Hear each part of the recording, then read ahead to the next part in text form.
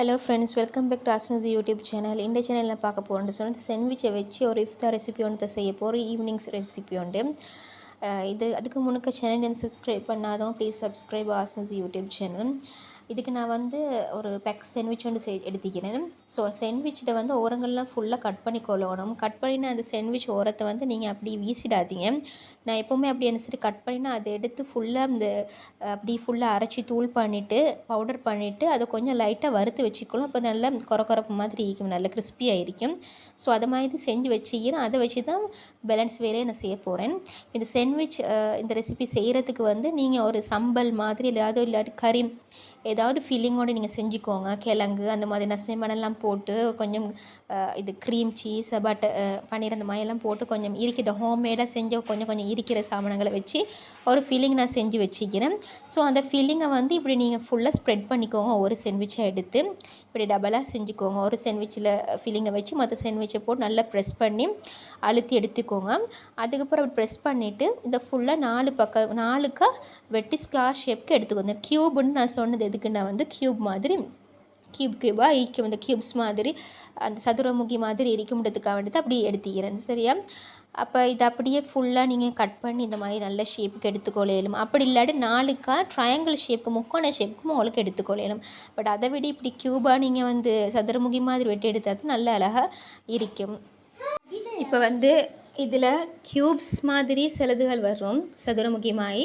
ஆனால் பெரும்பாலானது க்யூபாய்டு அந்த கனவுறு ஷேப்ஸ்க்கும் வரும். ஏன்னா கறி நான் கணக்காக தான் வச்சுக்கிறேன். மிச்சம் கறி நல்ல உயரமாக அப்படி இந்த மாதிரி வைக்கல, ஃபுல் ஃபில்லிங்ஸ் வைக்கல, தேவையான அளவுக்கு மட்டும்தான் வச்சுக்கிறேன். ஸோ இந்த மாதிரி நல்லா கட் பண்ணி எடுத்துக்கோங்க. இப்போ காட்டிக்கிற மாதிரி இந்த கட் பண்ணி எடுத்த பீசஸ் எல்லாம் அதுக்கு அடுத்தது எக் பீட்ஸ் பண்ணி ஆக்கி போகிறோம். நான் காட்டின இந்த பிரெட் க்ரம்ஸில் முக்கி ஃபுல்லாக அந்த ஃபில் பண்ணி அந்த முக்கி எடுத்துக்கோங்க.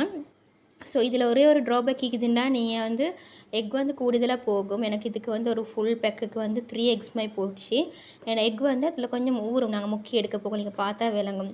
ஸோ அதை அவாய்ட் பண்ணுறதுக்கு நீங்கள் அதை கொஞ்சம் அந்த மிச்சம் பிடிக்கிறதுக்கு என்ன மைண்டாக கொஞ்சம் மில்க் ஹெட் பண்ணி கொள்ளையிலும், கொஞ்சம் தண்ணி அதோடு அப்படி இல்லாட்டி கொஞ்சம் கோதுமாவு கலவை கரைச்சி எல்லாத்தையும் ஒரு அடிக்கு மிக்ஸ் பண்ணி இந்த மாதிரி செஞ்சுக்கோங்க. எனக்கு தனியாக கோதுமை மாவில் மட்டும் நீங்கள் கரைச்சி ஒரு உப்பு போட்டு கரைச்சி எடுத்துக்கொண்டா அது ஃபீலிங் அந்த அவுட் சைடு அந்தளவுக்கு டேஸ்ட்டாக இருக்காது.